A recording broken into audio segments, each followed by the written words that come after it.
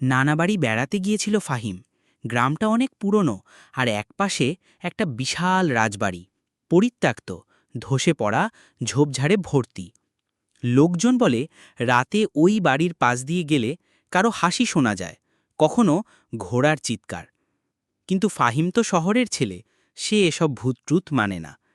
এক রাতে চ্যালেঞ্জে পড়ে সে ঠিক করল, আজ রাত 12টায় রাজবাড়িতে ঢুকব। রাত 12টা, চাঁদের আলোয় আলো আধারিতে দেখা যাচ্ছে রাজবাড়ির ছাদ, জানালা। ফাহিম হাতে একটা টর্চ নিয়ে ঢুকে পড়ল সেই দরজা দিয়ে যেটা সবসময় বন্ধ থাকে। ভেতরে ঢুকেই সে বুঝল বাড়িটা শান্ত নয়, নিস্তব্ধতা যেন চিৎকার করছে। দেয়ালে রাজাদের ছবি, জংধরা ঝাড়বাতি, আর ভাঙা মেঝেতে ধসে পড়া কাঠ। হঠাৎই তার টর্চ নিভে গেল।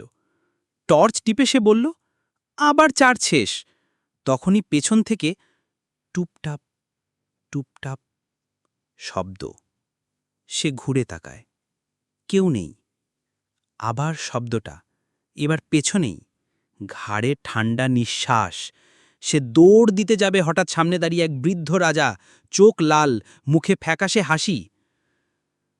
আমার সিংহাসন কেড়েছে, এবার তোর পালা।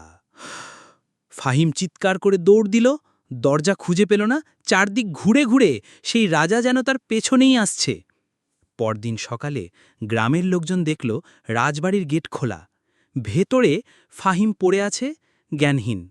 সে এখনো বলে, আমি বলছি ভূত নেই, কিন্তু রাজবাড়িটা কিছু একটা লুকিয়ে রাখে।